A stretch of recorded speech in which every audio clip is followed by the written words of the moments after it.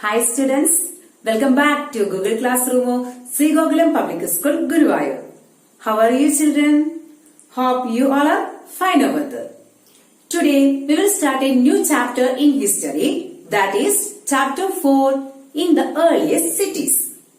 We will start this chapter with the story of Harappa. Now you will have a doubt in your mind. What is Harappa? Harappa is not a person. It is a city. Okay? So let's start the story. First we know about these cities nearly 150 years ago, when railway lines were being laid down for the first time in the Punjab. Presently, it is the part of Pakistan. Then the engineers and workers identified the place of Harappa, but they were unaware about the cities. They did not know what it was. They thought that it was a mound that was a rich source of ready-made and high-quality bricks. So they were surprised. They carried off thousands of bricks from the walls of the old buildings of the city to build railway lines, and many buildings were completely destroyed. Actually, it was belonged to Harappan civilization. If it was not happened, we will get more opportunity to know about Harappan cities.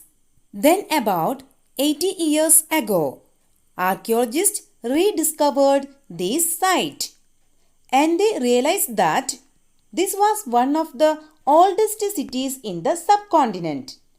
Do you know what is subcontinent?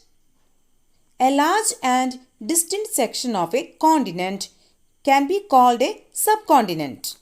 Indian subcontinent mainly include Sri Lanka, Pakistan, Bangladesh, Nepal, etc.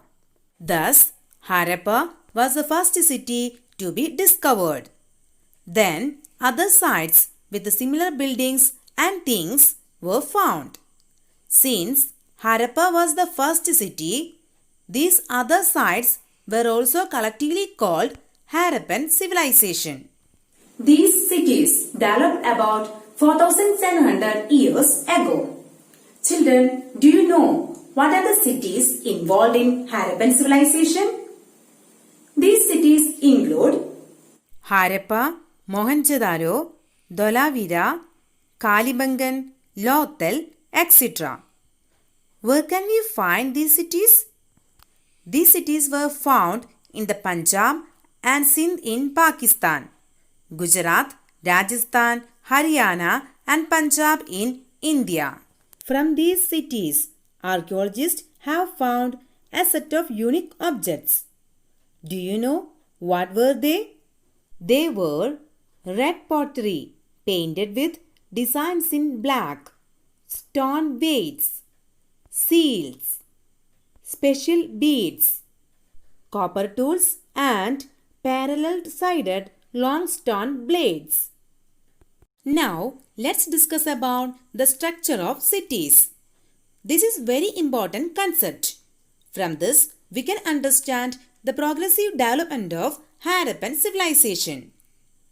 Many of these cities were divided into two parts. Part to the west was smaller and higher. Archaeologists described this as the citadel. Part to the east was larger and lower, and this is called the lower town. Besides, walls of baked brick were built around each part. The bricks were so well baked that they have lasted for thousands of years. And at the same time, the bricks were laid in an interlocking pattern, and that made the walls strong also. And in some cities, special buildings were constructed on the citadel. For example, in Mohenjo-daro, a very special tank was built. It is called the Great Bath. Then, what was the specialty of Great Bath?